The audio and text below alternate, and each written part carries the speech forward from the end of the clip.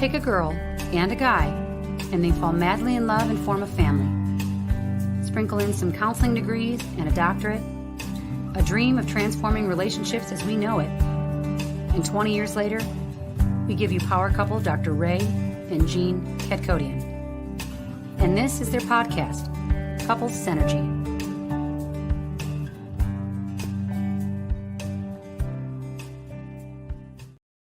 Hello, and welcome back to another episode of Couple Synergy with Dr. Ray and Jean. Hi, I'm Dr. Ray. And I'm Jean, and this is our podcast about love, marriage, and relationships. Please check us out online at couplesynergy.com or on Facebook, Instagram, YouTube, Twitter, and LinkedIn at Couple Synergy. And please subscribe to our podcast, leave us a review, or send us any suggestions on topics you'd like to hear more about. And now on to Couple Synergy, an in-depth look at love, marriage, and relationships, where we bring your experience helping thousands of couples transform their relationships for over 25 years.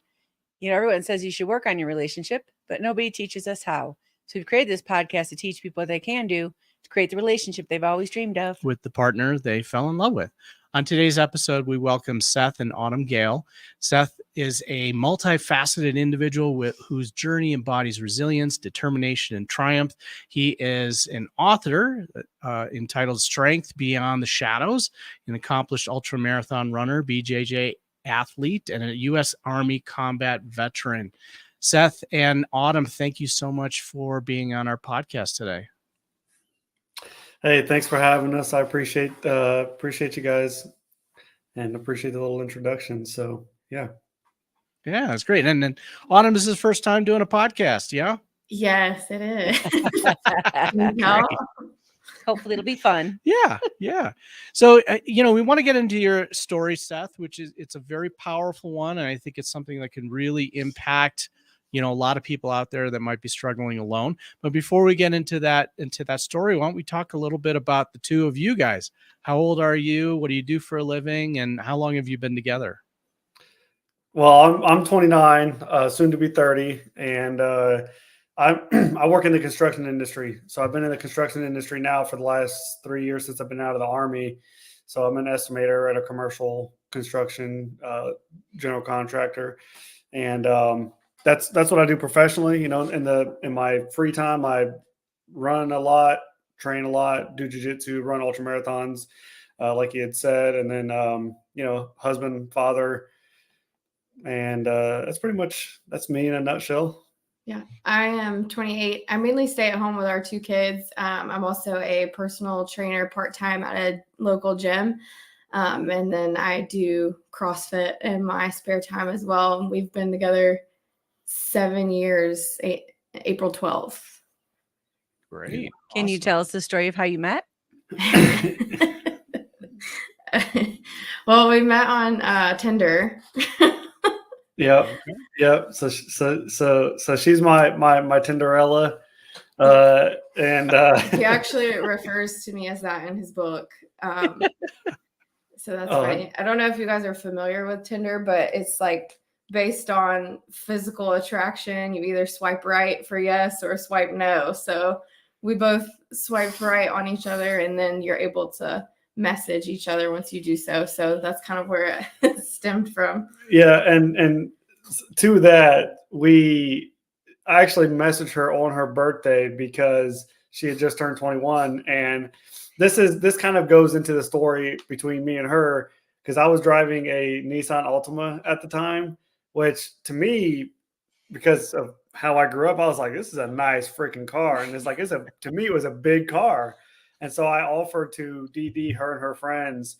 And I even told her in the message, I said, I have a Nissan Altima. I have a big car. If you want me to DD, for you and your friends. And she declined because she had a 3-row Ford Explorer at the time. And so, anyways, the next weekend we hung out, we hit it off, and then we never looked back. That was basically it. So, what was it about each other that you fell in love with? Well, she was an athlete. She was an athlete in college. She was obviously very pretty, and so I was attracted to her physically. But then, we started talking about getting married quick. like really quick. I mean, we got married within 6 months of knowing each other. Wow. And Wow. yeah. And so for me, about 3 months into it, we kind of got into a big argument, and I was ready to kind of break up, and I was like, all right, I'm done. Like, you're being crazy. And we were texting back and forth about it, and we got into an argument, and she had asked me, like, are you breaking up with me? And I said no. And in my head, I'm thinking to myself, like, yes, I'm done. But I said no. And long story short, we end up having a conversation, and I have to explain to her that I'm jacked up and I have problems and I have been through a lot, and there's a lot of things that are wrong with me. So I told her, and this isn't right, but I told her, if you're going to be with me, you're going to have to deal with some of these things. Like, I'm sorry, like, I don't even know what's wrong with me.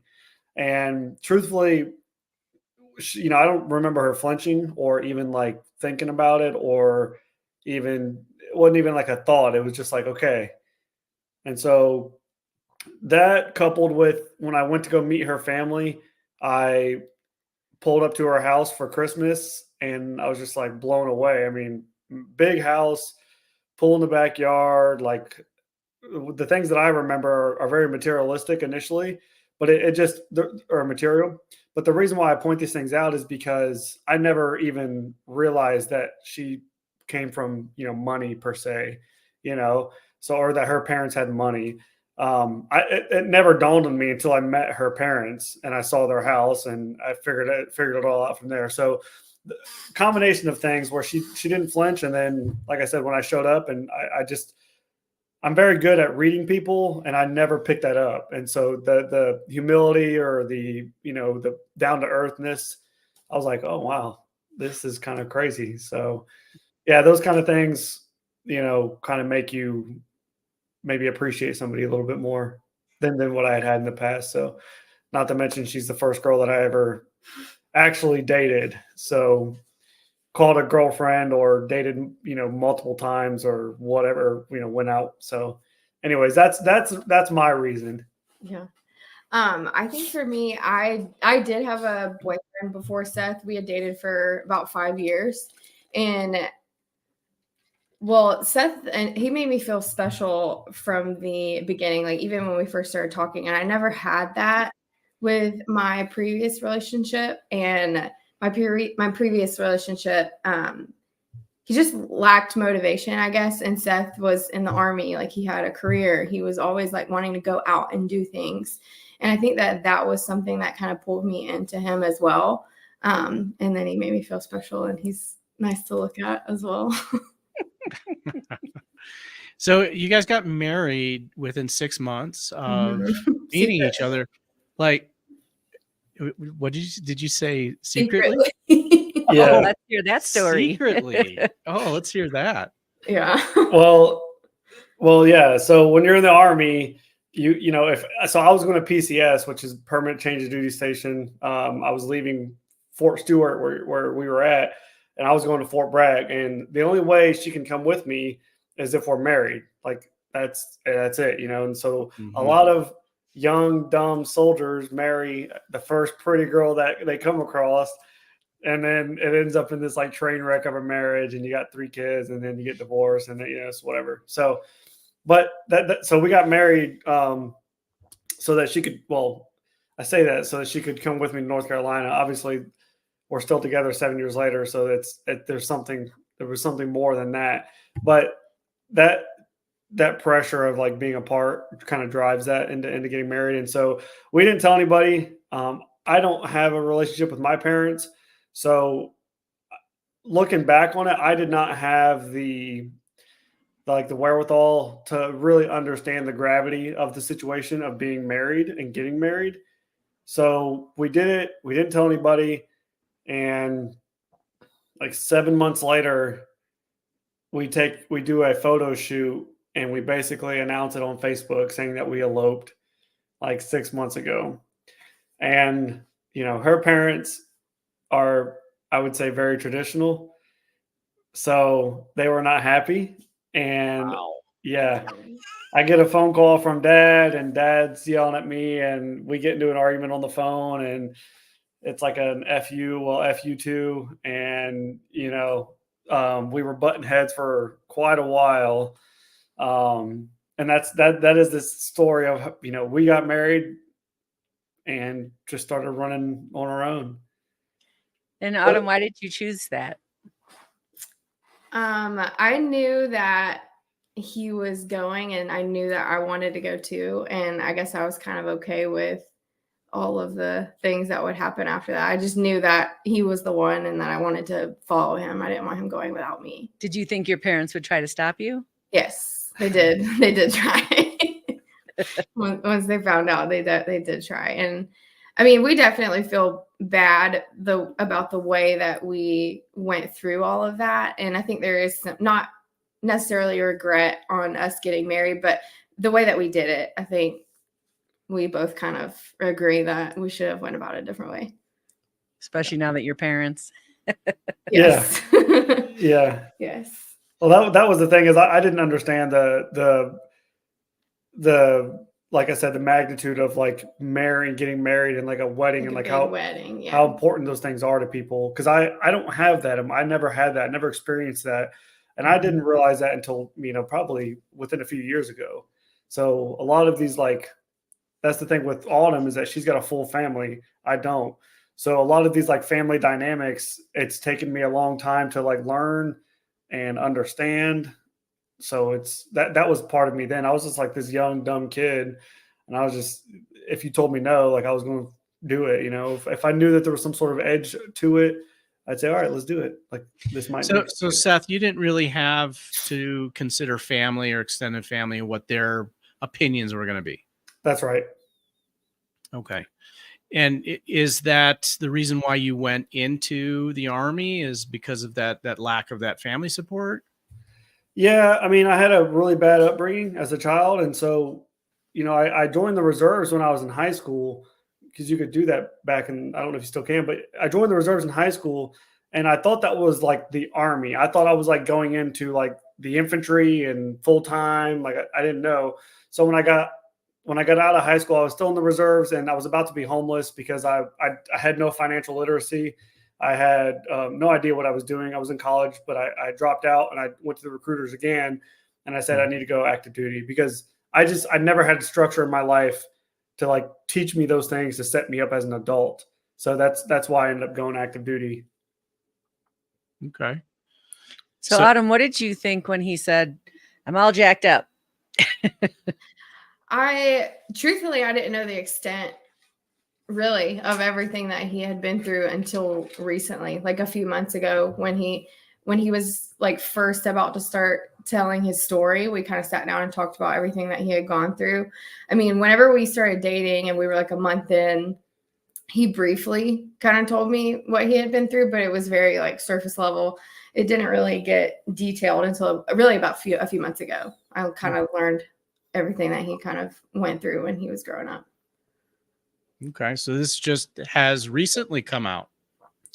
Well, I mean, maybe to, I don't know, elaborate on your question previously, but I thought I told her more the first time I ever told her anything. Apparently not, because like my book is not published yet, but it is, it's in the final editing stages. Mm-hmm. So she's kind of read through it, and we've talked about some of the things in detail, but yeah, apparently I didn't discuss as much as I thought I did back in the day. So it must've been very surface. And I think that is really normal, just to say out loud to someone just on the surface of, that has happened with someone you've known for a month is a big deal. I would feel that vulnerable.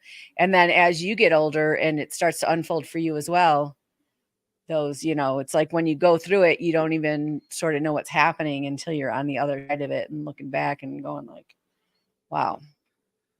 So that's pretty normal, actually. Yeah. I mean, I have never told anybody at this point. Like Autumn was like one of the first people to ever find out that had happened to me, or the things that had happened to me.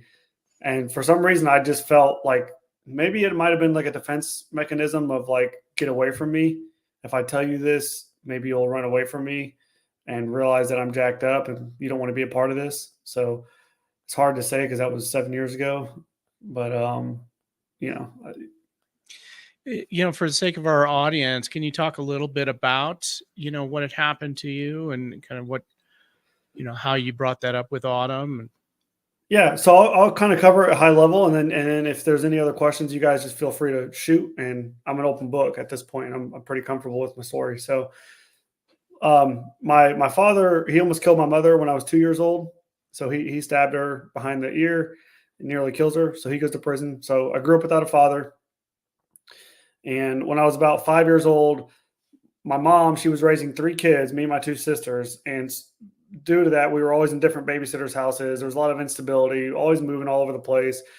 And without having a father, it really sets you up for bad things, basically.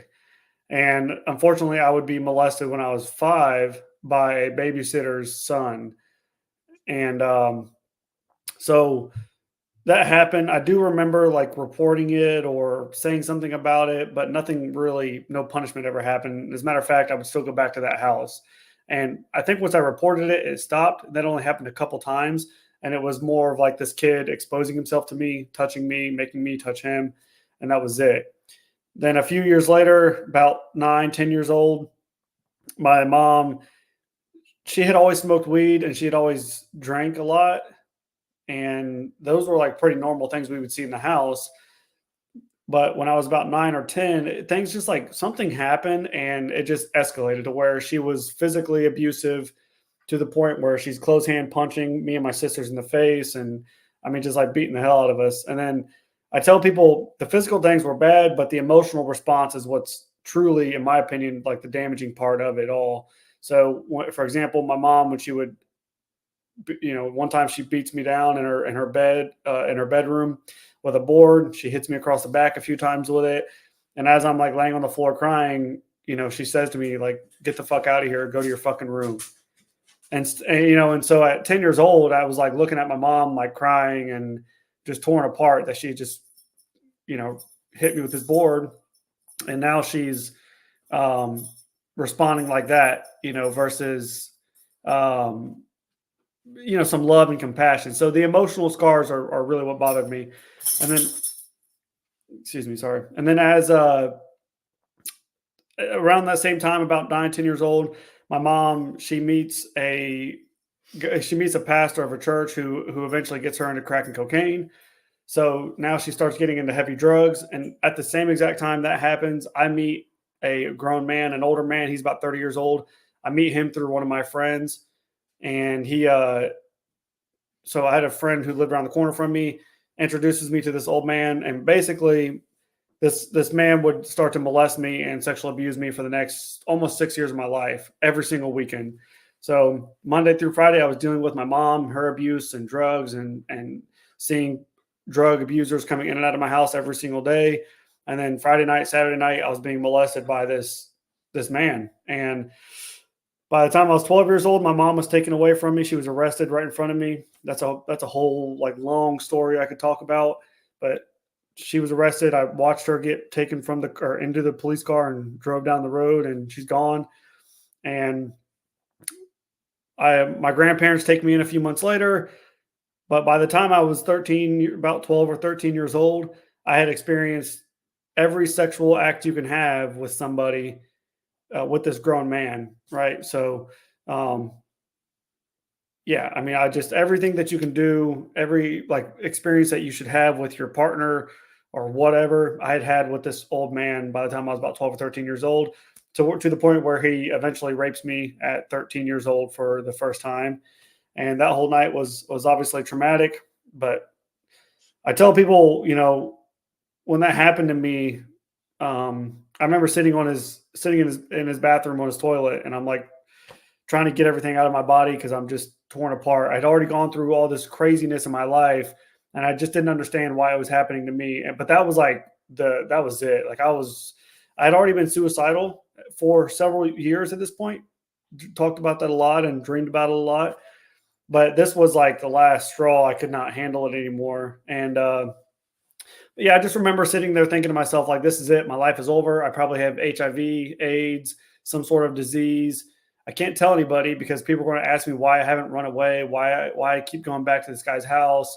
Am I gay? Just all these horrible things, all these horrible feelings that you have at 13 years old while you're trying to process all of this. It was really hard. And so that would continue on for a couple more years. And about a month before I was 16 years old, I was up at his house and I was raped and molested that weekend again. And I had a younger friend that was with me. This kid was about 2, 3 years younger than me. So this guy would do this to me. Even if I had friends that would come with me to his house, he would do it to me in his little like bedroom in the back corner of this studio. And while the other kid was out there playing video games. And so that happened that weekend. And I go out and I'm playing the video games and I see him start to make these same kind of gestures towards my friend, my younger friend. And so that's why I actually ended up reporting him, is because I had seen another kid was about to fall into this trap and I couldn't do it. I could handle it myself, but I could not sit there and let this happen to somebody else. And so I think about that a lot, where if this kid wouldn't have been there, I don't know if I would have ever said anything. So I remember the kid going back to his bed though. And that was the first time he had ever gone back to his bed that I could remember. So I went home that weekend and I reported him. And, there's a lot of details of that. Like I didn't take a shower. I didn't change my clothes because I knew that I would need his DNA on me. I knew that I would need all these things because I was about a month away from being 16 and I knew like I had to get him. I knew that if I was going to report him, I had to go get him, So that's what I did. And I put him away for 10 years. That was in 2021. So he would be free today. Fortunately enough, he died in 2019, about a year before he was supposed to get out of prison.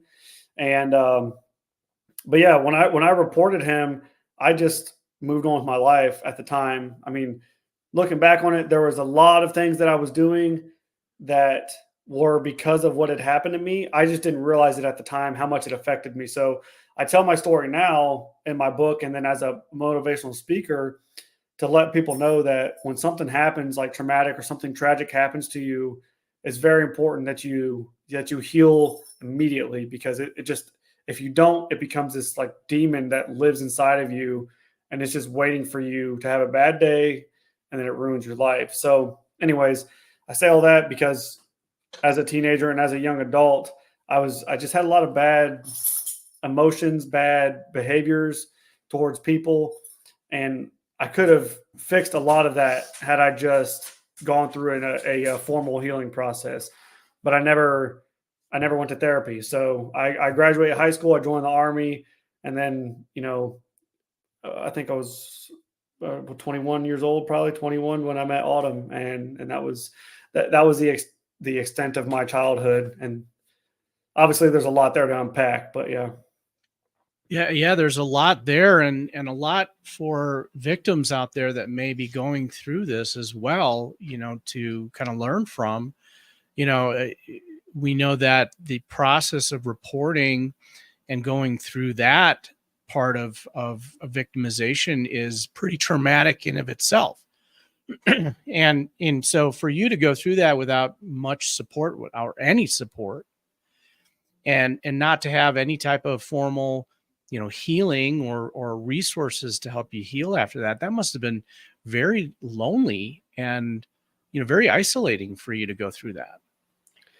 Well, I think the statistics are maybe 1% of rapes get reported. And of that, very few get convicted. So that's pretty incredible. Yeah.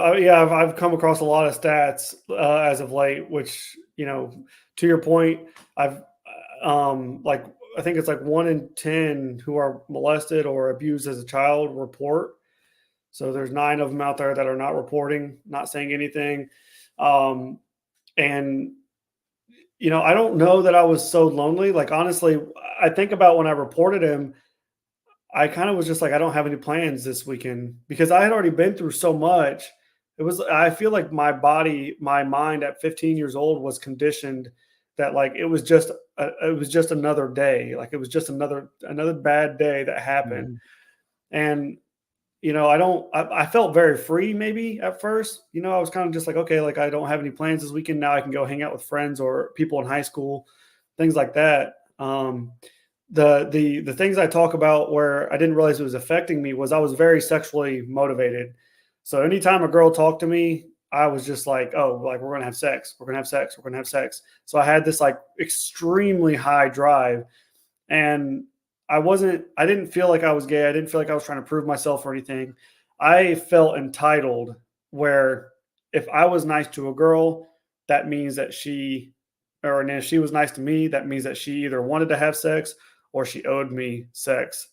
And then I would manipulate people, and I would be very manipulative in conversations unknowingly. Looking back on it now, I can see the patterns that I was doing. But at the time, I just was doing what had been done to me for so long. And to your point with the reporting, I'm very, very fortunate that I was able to report and get him and get the justice served. I do not take that for granted at all. And I'm very fortunate that I never did anything criminal, because of my motive or my motivations, afterwards, because, I never did anything that was violating by any means, but I just wasn't gentleman. I was not a gentleman towards women, so I'm lucky that I didn't make those mistakes. That could have been tragic. I could have been in that position to get accused myself, because of what had happened to me, and big old long mess that you get into there. So, Autumn, how does hearing this affect you? I'm pretty used to hearing about it now. I've watched or listened to every single podcast that he's done. So I've heard the story a lot. I think when he first shared everything with me, it just makes you like nauseous, angry, sad, especially sad because we have kids that are approaching the age of when he went through all this. So I think angry would be the best description. And, why did it come out when it did, to Autumn? What was the, I guess, the prompt, for you to really speak the truth at that point?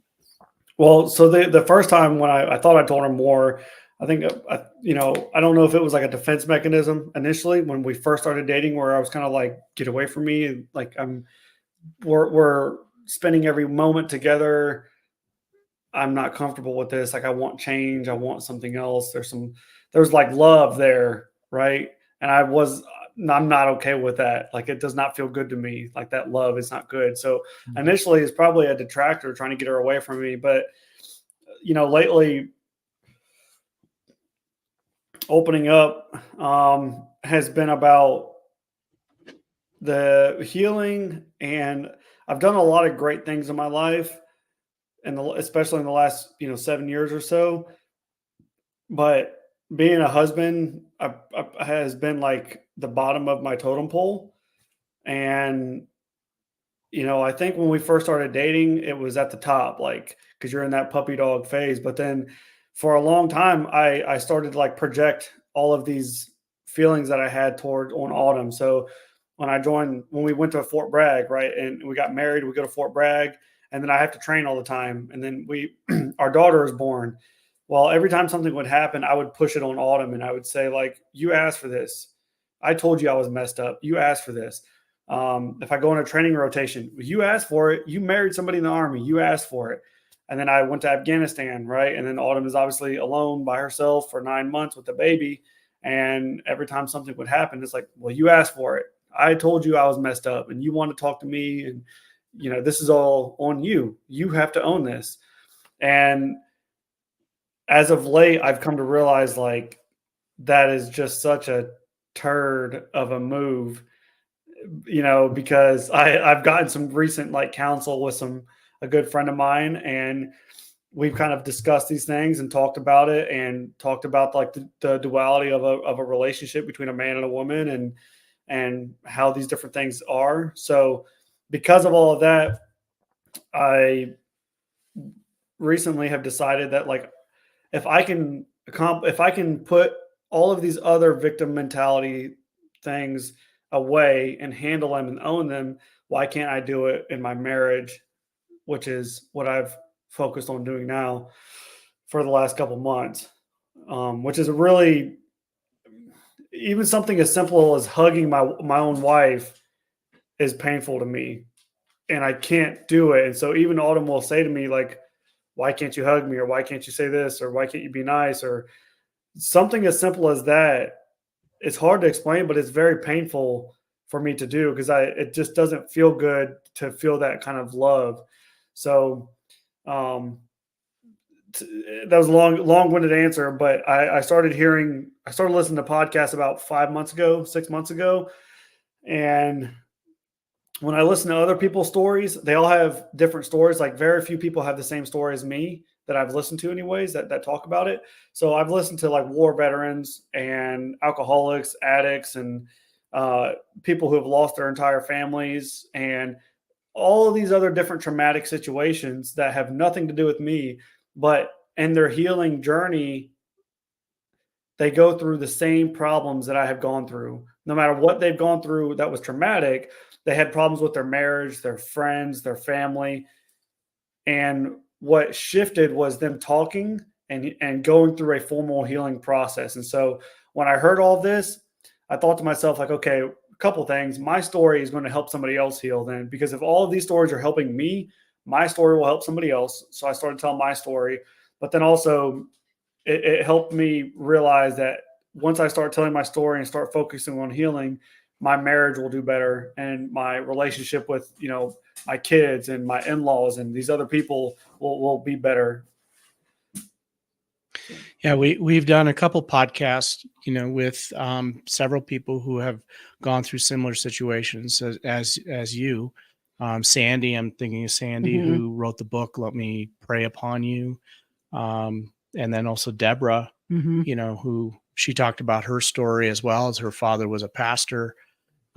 So there's a lot of stories out there, and people have gone through these traumatic experiences. My question, for you, Autumn, is why did you stay? Right. So many years of him just kind of pushing you away and, kind of leaving you to kind of hold the bag, yourself. What kept you going through it? I think that I have always tried to give him, I guess, the benefit of the doubt and think about or try to think about how he's feeling in certain situations, like trying to understand why the physical contact is so hard for him. So trying to think about it the way that he does, I think has helped a lot, especially lately. But yeah, I mean, I guess that's just trying to give him the benefit of the doubt would be the answer. When you experience something like that, your body betrays you, right? So there's this part of you that doesn't want it, and then your body responds the way it's supposed to. It's very confusing. And so that cellular memory, I was thinking about cellular memory. You're the age almost of the guy who hurt you, and your kids are the age that you were. So it's like that brings all that stuff up again. And one of the things that can be helpful is if you are, emotionally dysregulated or having a hard time with stuff, is listen to her heartbeat. And that helps you get into that regulation and that bonding that you really didn't get as a child. And that can help you guys to work further in healing this. And our sexual energy is one of our most powerful energies that we have, and to be hurt in that way takes an awful lot from you, not just physically but spiritually even. And so the potential you guys have to help each other through this is really incredible, and you guys are so young to be this far into it. Wait, I mean, that's pretty incredible. Yeah, that actually is, and the fact that you're embracing talking about it, it really shows that you're on that path for healing. Yeah. Which is amazing. Yeah. I mean, I think, even to come on this podcast, I mean, we didn't talk about anything before we came on here. And I think that I did that intentionally because I just wanted to be vulnerable. And, we may have said something at this point of like, oh, I can't believe he said that, or, oh, I can't believe she said that. When we listen back to it, we might catch that. But I think so many times people are so focused on, and I am one of these people, are so focused on saying the wrong thing or not saying the perfect right thing at the right moment. And for me, I process a lot through speaking. So, and through talking about things. So I tell Autumn all the time, like, this is not going to sound right. I'm just trying to I don't know the right words to say, but I had to say it so that I can start processing it. I'm And not trying to sound like an asshole. Is that correct? well, that's just how I process things. So I think, to your point, because I'm so young, I finally was tired of like hiding behind this veil, and I was just tired of it. Like, I was like, every time I go in, because I've always spoken, told people my story, but I've never told them the sexual abuse part. And I found out the average age of reporting is like 53, and I don't want to be. I feel incredible right now. Like, my life has taken a 180 in the last 6 months with my book and everything else that's kind of kicking off. So, being young and being vulnerable, I'm trying to like show people that our marriage is not perfect. We just got into a fight last night, and we're arguing with each other last night for 2 hours, um, and our marriage is not perfect. I think, like, you get on Instagram and everybody's marriage is perfect. Everybody's perfect on Facebook. And it's like, guys, like, I think it's important to get out there. And if you have these, where me and Autumn have a unique relationship, I have my own traumas. She has, her own situations, and somehow we're able to mesh. So I think if we're able to share that and how we do it, I think that's helpful. Yeah, sadly, social media takes the humanness out of life, which is, it's all our imperfections that are the cool things about us. So, Tinder obviously is a hookup site, and probably you guys weren't thinking when you were swiping, whichever way you go. That was before us or after us. After. So how did you know this was your person? I think I just remember the very first thing Seth said to me when I got out of the car and into his car. He said, "Thank God you're hot." I was like, okay, well, one, you're funny, so let's see where this goes. I really just think that Seth he's always been so upfront and honest, and I really appreciated that, even from the beginning, even when he says, "I'm not trying to be an asshole, but XYZ." So I do appreciate his honesty. Like, I've never had that in a relationship. I did date people before him. I only hung out with one person on Tinder though before him. I do have to say that. I do have to say that. Can't speak for him, but I think he just made me feel special, especially in the beginning. I think his trauma throughout our relationship kind of crept up on him over time. So in the beginning, it was all like butterflies and rainbows. And then it kind of got dark a little bit closer to when our son was born. But in the beginning, it was like special honeymoon phase. And I just was all in on that. So, how about for you, Seth? Yeah. Well, like I said, when I met her family, that was a big deal to me, going to meet her mom and her dad, her sisters, her brother, like being in that house. And then, like I said, when she had the Explorer, I got in her car, and I'm thinking to myself, like, all these buttons have options. I was always used to getting in a car, and like, I have like the basic version. So I have 15 buttons, but they're all blank because I don't have like the heated seats and the cooling seats and the automatic. So these are like the funny things that I think about when I was, just because of how I grew up. So, but none of those things like dawned on me. I was like, man, like, how the hell, what's going on here? But like I said, when I met her family, for her to have everything that she's had and the family that she has, and to be who she is, because if I didn't say that, you wouldn't know it about her. Like I said, I did not realize it. So there, and then I meet her family, and her family's great. They take me in right away. Like, I was nervous because I showed up and I'm in the Army and I have tattoos, and I'm rough around the edges. Like, I don't fit in with people, everywhere I go, I don't belong because I have this dark cloud. I have this dark past. And if anybody knew me, they wouldn't, they wouldn't want me to be around, So I just have this dark past, and I show up and I meet her family, and they're all welcoming. And then I'd always wanted a family as a child. Like I talk about it in my book. I always wanted a family. I always wanted mom and dad or excuse me, a wife and kids. And I wanted to be like mom and dad, and just have the white picket fence and the nice house and all those things. And when I being with Autumn, I could see that happening. I could see it coming together. Yeah, so that was a big thing. And I remember telling my grandparents. So my grandparents, they adopted me when I was 13, and they took good care of me growing up. They were great for me. But I go back and I tell my grandma, when I was probably right after I'd met Autumn, I'd known Autumn for a few months, and I was like telling my grandma, like, yeah, I think she's the one, just a few months into dating her. And yeah, I mean, just pulled the trigger, and it's been a bumpy ride, but it's been great. So So Autumn, what does your family think about all this? They were really hurt. Oh, by the Seth's story, Yeah. the trauma stuff. Mhm. My mom has also listened to almost every podcast that Seth has done, and my grandma, she's really involved.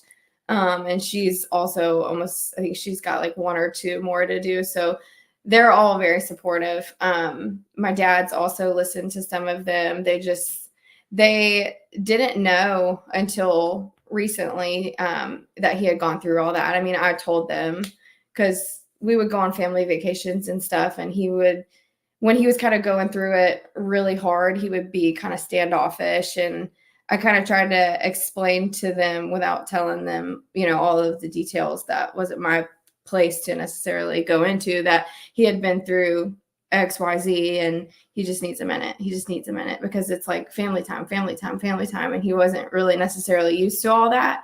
So I think kind of our first family vacation is when I kind of shared with them.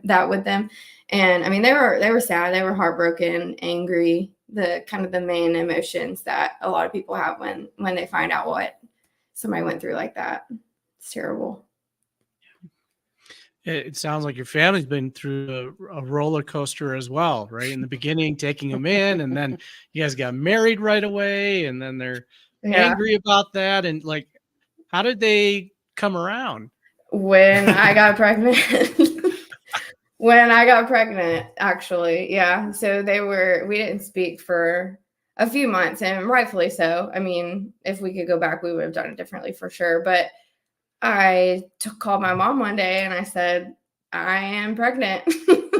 And I think that that's truly when that healing started happening, because they weren't going to be absent. Like, they wanted grandchildren, and they're very involved. In fact, our kids are over there right now spending the night with them. So, but that's when our healing took place, was when I got pregnant. They knew that, okay, we need to squash our stuff. So, and to be clear, I went and apologized as well. Yes, he did. He did. Yeah, we went up there. It was like Easter or something like that, and I sat down with her parents and I told them, like, hey, a long time. Yeah. We sat down for an hour or two and I just said, hey, I'm really sorry about everything. I know that this is not how you planned it all, and I owned it all.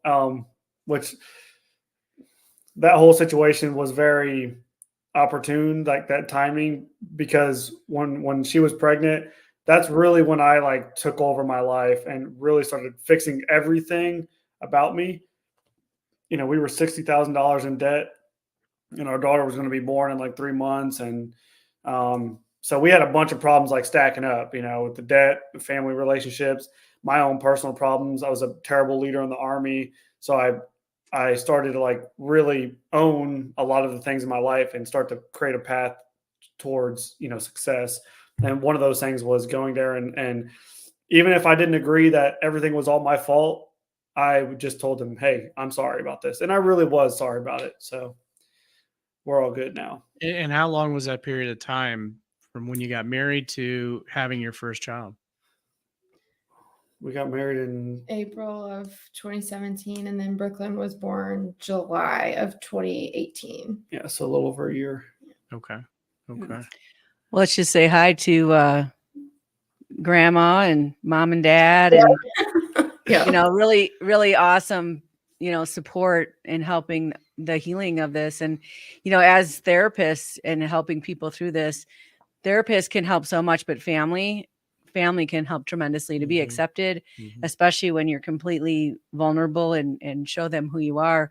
That's where we really heal as human beings.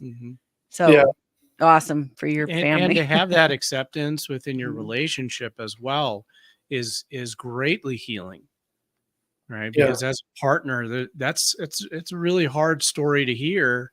And, partners can go either way. They can either be supportive or they can be completely rejecting. And, for you, Autumn, to be there for him and going through this healing process is going to really pay off in the end for him. Elizabeth Kubler-Ross, she talks about people being in these 4 quadrants, physical, mental, emotional, and spiritual. And that when kids go through something in one quadrant, it expands in a different one. So if someone's like dying of cancer, they have this big spiritual component to them. And I don't know if you have a guardian angel or something watching over you, but it really seems like, given what you've been through and to pull yourself through it, and even, to be able to prosecute your accuser, and that's huge. And to get married and have you were in the military. I was in the military. There's not too many successful marriages that happen in 6 months at that age, right? So that's really incredible. Yeah, I like you guys said, to be accepted is such a big deal. And it's been so hard for me. It's been like so incredibly hard especially when we first started dating, and we get married, and then I'm over at their house, over at her parents' house. I still struggle with it today, but like I've always wanted a family. And then once I got it, then it's like, oh man, this is a very unfamiliar to me. This does not feel good. Like everybody's happy. Everybody's just like walking around happy and they're smiling. I don't understand this, like I don't understand why everybody's so happy and why they're so like, everybody can just talk to each other. It was just such a strange feeling. And it still is today. These are things that I'm still working on actively. So I still struggle today, but yeah, to have that support and understanding when I'm there of like, Seth just needs a second, he's got to process a few things, or he's maybe a little overwhelmed. He just needs to be alone. That's a big deal. Yeah. One of the ways in the beginning, it was, what's wrong with Seth? Why is Seth over there? Why is he being so quiet? And now it's like, he needs a second. We'll talk to him in a minute. When you're healing from trauma, and this is a thing in our world right now, people want to put it on like a label and make excuses for all the bad behaviors they can do in the world, instead of realizing that human beings are designed to heal from trauma. And one of the ways we do that is sort of like a sunrise. Like every day the sun rises. And given what you've been through when it was so chaotic, now it's like, okay, the sun rises. Her family's there. She's here. This is really my life now. And over time, it's almost like a scale of tip. And this will be you, and it won't feel so like it doesn't fit.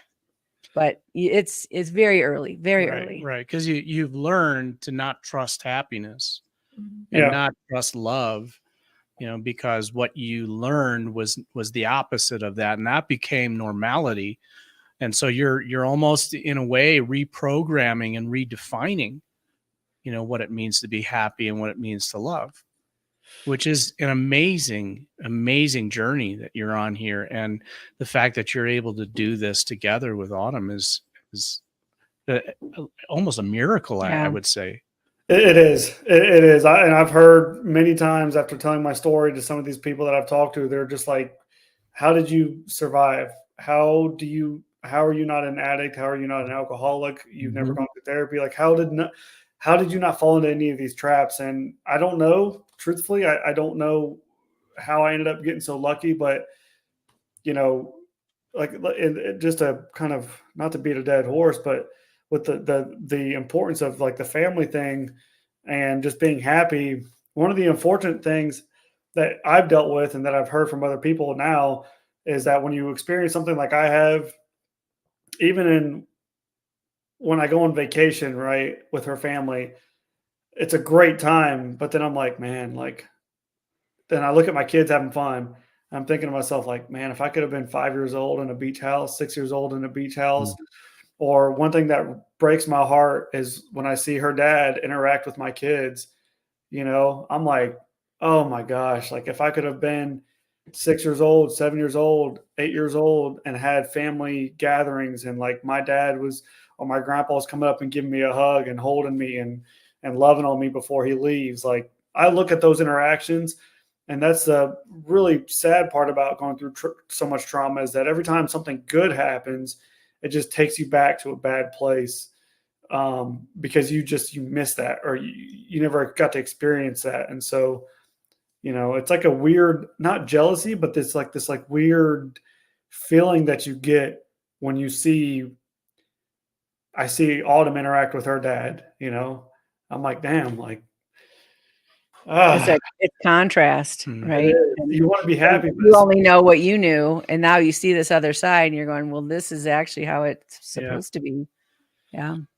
So my journey now is, like I said, it's doing the uncomfortable things. I've done so many uncomfortable things in my life. I've, with the Army and all that stuff, and telling my story now. And now the uncomfortable thing is like texting my wife and telling her that I love her, or waking up and telling her that I love her, or giving her a hug, or giving her a kiss, or complimenting her, and doing these hard things in my marriage. The hardest thing for me in my marriage is to be affectionate, which probably sounds crazy to people, but given what I've been through, that's been my challenge. And so I have to hold myself accountable for that now, because if I don't, it's not going to last forever. She can only handle so much. So it doesn't make sense for me to keep playing that victim card in the relationship, of saying, hey, I've been through a lot of shit. You need to carry this weight for me, versus just saying I've been through a lot, but I'm going to do better now because of it. So what are some ways that this has impacted your marriage? Well, like I said, the compliments, the affection is tough. Some of the, Autumn, for example, would like grab my butt, right? This is an example I always use. She, like any wife will do, occasionally grab her husband's butt. And, the first few times it happened, I was just kind of like, yeah, we don't do that. And, I'm like, so you have like those weird responses, those weird kind of triggers. Another bad one is, if we're laying in bed and, Autumn's feeling some type of way, she's feeling affectionate, and she reaches over and grabs me by my shoulder, and I just want to go to sleep. And if she's like kind of tugging at me, like, hey, wake up, I will have those flashbacks of like laying in a bed when I was 13 years old with an old man, like, hey, like, come on, And so it's really, that stuff is really sad and really unfortunate. Mm-hmm. So it has certainly affected us that way. Yeah, I mean, that's like the biggest ones. It's just hard to love. It's hard to love people. It's hard to accept it. It just doesn't, like, you just want to be mad. You just want to be mad all the time. I was very happy when we first got together. And then I was just like, okay, like, I'm over this now. Like, it's, this is not how marriage is supposed to be. We're not supposed to be in this puppy dog phase forever. But I think you really can be if you try to be. I just think that people, they don't, it's hard. It's hard. It's just hard to be happy. And it's hard to express that incredible love that you have for somebody, and people don't want to do the hard things. So that's how it's affected me. Those are like my big examples. I think for me, it's kind of, I guess the best way that I can explain it or describe it would be like riding a roller coaster. And like the top of the hill is when we first started dating. And then over time, like going down the hill of that roller coaster is when that trauma and Seth's past kind of crept up on him over time. And then when he started sharing his story, it's just been so therapeutic for him. And I feel like every podcast that he has done, his mood has like improved, or he's learned a different way to like cope with what he's going through. And you can just tell that he's being more intentional with some things. Like even when we argue, you can tell that he's working on himself. And so I think here lately it's gotten a lot better, but I think it's been like a roller coaster ride dealing with some of the things. And then the affection, I've kind of grown to understand more, because there was a time where it was like heartbreaking. Like, why doesn't my husband want to do these things with me, kind of thing. So I went through that hard for a while, but I think here lately it's just gotten so much better. The more that he's able to talk and share and kind of get like just push everything out that he has needed to, I think it's just improved a lot. That's great. Yeah, we have to share the burdens. It's lighter on other people than when we carry it ourselves. Yeah, absolutely. Well, the two of you have a very, very courageous story, very inspiring. And I think a lot of people out listening to this podcast and our audience are really going to benefit from the strength that the two of you demonstrate today. Yeah, thank you. I just, like I said, I wanted to come on here because this is all new to me. And in the last 5 months, I think our marriage truthfully has taken a 180 versus where it was probably going to go. And a lot of that was, it's a team effort. It requires some empathy and compassion from both sides, but also you have to own it. And whoever has those demons, if you both have them or one of you have them, you've got to address those problems. If there's a problem, you've got to talk about it, whether it's to your spouse or to a therapist or to a trusted friend. You've got to get those things out. And I kept it a secret for 13, 14 years, didn't tell a soul. And as I've told it now, I'm good. Like I am okay. And, my life is just, I can walk around without chains dragging around my ankles, and there's no more rucksack on. And it's getting easier to love my wife without having to deal with all the other pressures of everything that I've been through, So I don't have to be this hard ass all the time. I can be this man, stoic, like respectable husband, father figure. So I hope that other people, if they're going through it, hear this and are able to use my example as a beacon of like, hey, like this is how we fix this. We've got to address this thing head on. That's awesome. That is really awesome. So last question. What is it that your partner does that you know they love you? Oh, okay. Yeah. So boom, this leads right into it. Right. So I just started doing this, right. This whole thing where I'm trying to do better. And, Autumn, I'm waking up now and there's like food cooked in the fridge for me for the next day. Okay. And like last week, she marked my food, 100 ounces of rice and 6 ounces of steak. And that has never happened in 7 years. And I took a picture of it because I was just like, holy shit. Like, so wait a minute. You mean to tell me that if I'm nice to my wife, she will actually be nice to me, and we don't have this competition of like butting heads of who can be the bigger asshole today. So when I love on Autumn, she returns it in those other favors, whether it's cleaning the house or making my food for me and letting me know that the food is there. The food's in the fridge when you get home. I made you dinner, but I also made you lunch for work tomorrow. It's those little things. And I think that's my example. I would say Seth has been, and I don't know what he's been thinking or what made him do this lately, but he's been sending me little like morning text messages, like when he's a few hours into work, just telling me that he's thankful for me and everything that I've been doing, like with the house and the kids, and that he loves me and he hopes that I have a good day.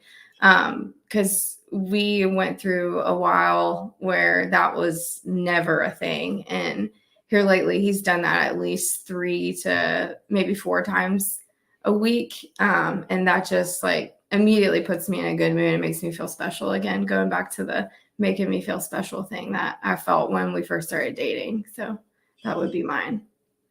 That's awesome. Awesome.